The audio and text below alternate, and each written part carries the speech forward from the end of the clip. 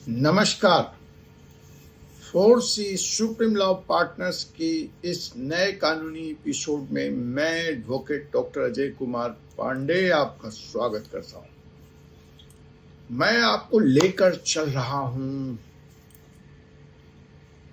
बुद्ध की धरती, अशोक सम्राट का राज्य बिहार। इस वक्त बिहार में आग लगी हुई है और कोई भी फायर टेंडर, दमकल, आग बुझाने वाली गाड़ी इस आग पर काबू नहीं कर पाएगी। अब आप कहेंगे दिख नहीं रही है। जी हां, यह आग उस ज्वालामुखी की तरह है जो जमीन के अंदर इस वक्त पनप रही है। इसका विस्फोट किसी भी वक्त हो सकता है। इस वक्त कोरोना की वह लंबी कतार मजदूरों की आपको याद होगी जो अपनी मोटरी, गठरी, बाल बच्चे, बीवी, टांग पर पैदल ही दिल्ली से बिहार की तरफ कूच कर गए थे।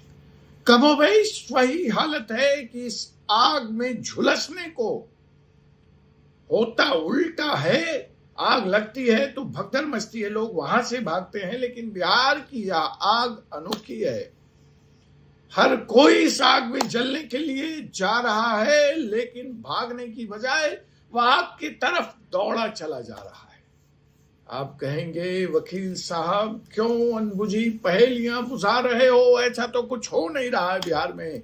बिल्कुल हो रहा है। हम चर्चा करेंगे, हम बताएंगे उसके बारे में, आपको इस आग के बारे में, उसके इतिहास के भी बारे में कि यह आग पहले कब लगी थी बिहार में और उसका परिणाम क्या हुआ था और वह परिणाम कितना खतरनाक था। लेकिन मैं इन सब बातों पर चर्चा करूं उसके पहले एक सवाल तो आपसे पूछ ही लूं। क्या बिहार बेटियों को उनका हक देने के लिए तैयार है? क्या बिहार में नीतीश की सरकार सुप्रीम कोर्ट के फैसले को लागू करेगी या सुप्रीम कोर्ट बिहार में छोटा पड़ जाएगा उत्तर प्रदेश की तरह? आपको मालूम है, मैंने एक वीडियो बनाया है, अगर आपने नहीं देखा तो जाकर देखिए कि उत्तर प्रदेश बेटियों को सुप्रीम कोर्ट के फैसले के आने के बावजूद बेटियों को उसका हक देने को तैयार नहीं है। हरियाणा जैसे राज्य हैं, कानून से बहुत पहले वहां किला दर किला बेटे और बेटियों में बराबर में पेरेंट्स बांट दिया करते थे। वहां ऐसी कोई समस्या नहीं है। इसलिए हरियाणा में कृषि एक फायदे का व्यवसाय है और लोग किसान संपन्न हैं। लेकिन बिहार और उत्तर प्रदेश हाल कुछ और है। उत्तर प्रदेश, खास करके पश्चिमी उत्तर प्रदेश, तो फिर भी हरित क्रांति के प्रभाव से सफल रहा, लेकिन बिहार में हरित क्रांति नहीं हो पाई। इसकी भी हम चर्चा करेंगे। आखिर बिहार जहां एग्रीकल्चर का सबसे बड़ा इंस्टीट्यूट है, पूसा इंस्टीट्यूट, जिसके पढ़े हुए कृषि वैज्ञानिक देश क्या विदेशों में लोगों को उत्पादकता और उत्पादन बढ़ाने के बड़े बड़े ज्ञान देते हैं, ज्ञानी लोग हैं, भारत सरकार के उच्च पदस्थों पर हैं।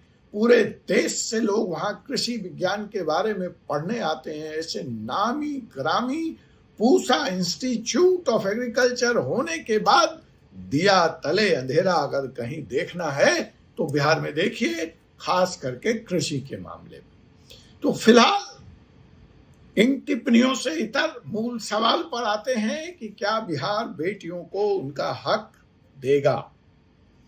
यह सवाल इस वक्त मौजूद हो गया है, महत्वपूर्ण हो गया है, क्योंकि बिहार में नीतीश कुमार की सरकार ने लैंड सर्वे, व्यापक land survey, special land survey की घोषणा की है। गांव गांव, सड़क सड़क, घर घर, मोहल्ला मोहल्ला, इस वक्त चाय की टपड़ी से लेकर 5 सितारा होटल तक एक ही चर्चा है। लैंड सर्वे, किसको अपना हक मिलेगा, किसको अपना हक नहीं मिलेगा, किसके पास कागज है, किसके पास कागज नहीं है, किसी के पास खतियान है तो डीड नहीं, जिसके पास डीड है तो खतियान चूहे ने खा लिया है। अंचल कार्यालय में रैयतों की, जमीन मालिकों की भीड़ लगी हुई है।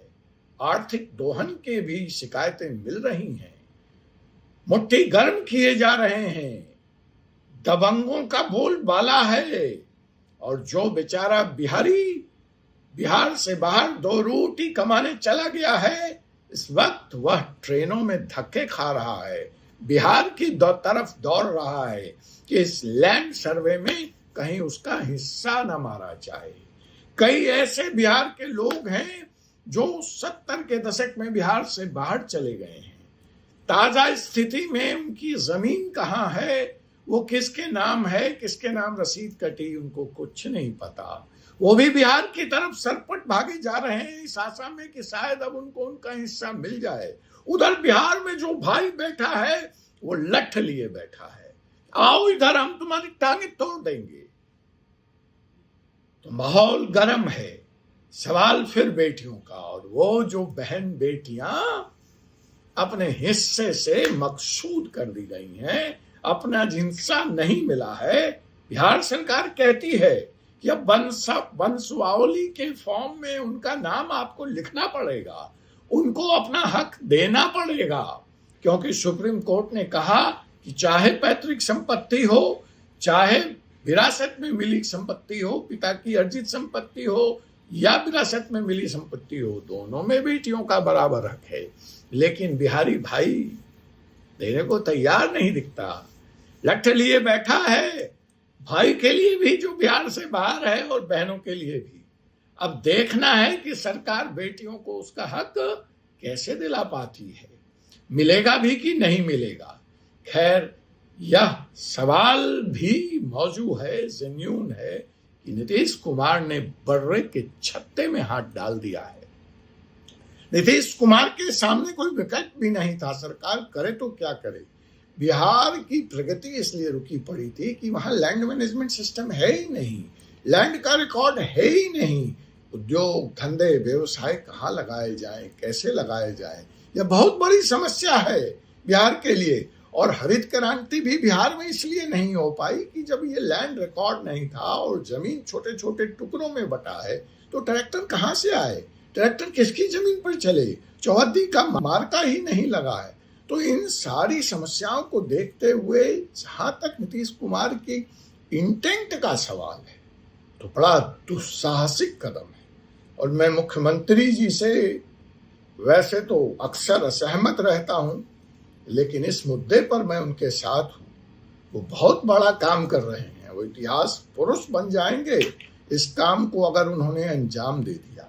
लेकिन चैलेंज भी है, यह इतना आसान नहीं है। नीतीश कुमार जी का इंटेंट है कि जो लैंड डिस्प्यूट है वो लैंड रिकॉर्ड नहीं होने के कारण है, और बिहार के अदालतों में 46% मुकदमे लैंड से जुड़े हैं। तो अगर ये मसला सॉल्व हो जाए तो बिहार की अदालतों को बढ़ाने की जरूरत नहीं है, इंफ्रास्ट्रक्चर पे और खर्च करने की जरूरत नहीं है। इसी अदालतों से लोगों को त्वरित न्याय मिल सकता है, ऐसी मुख्यमंत्री जी की सोच है। लेकिन जो ग्राउंड जीरो पर हो रहा है और जो वस्तु स्थिति है, उसमें तो लग रहा है कि आने वाले 6 महीनों में बिहार की अदालतें मुकदमों से पट जाएंगी, अट जाएंगी, समय नहीं होगा, खून खराबा भी होगा। जब अदालतों से फैसले नहीं मिलेंगे समय पर, तो जबरदस्ती कब्जा भी होगा, लोग एक दूसरे की जमीनों पे मार काट भी मचाएंगे, फिर गोली और बंदूक भी चलेगी। तो मुझे खतरा इसमें बहुत बड़े लॉ एंड ऑर्डर का है।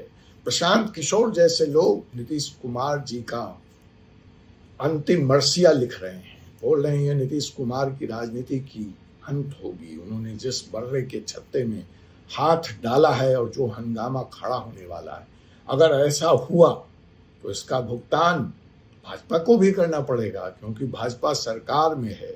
नीतीश कुमार ने क्या सोचकर यह फैसला लिया है, बड़े दूर दराज चाणक्य वाली राजनीति के लिए वो जाने जाते हैं। कुछ ना कुछ तो उनके मन में चल रहा होगा। जहां तक 70 साल के इतिहास का सवाल है, आजादी से अब तक का बिहार, 2 बार बड़ी सीरियस कोशिश लैंड रिफॉर्म को, लैंड रिकॉर्ड्स को ऑनलाइन करने की बिहार में हुई।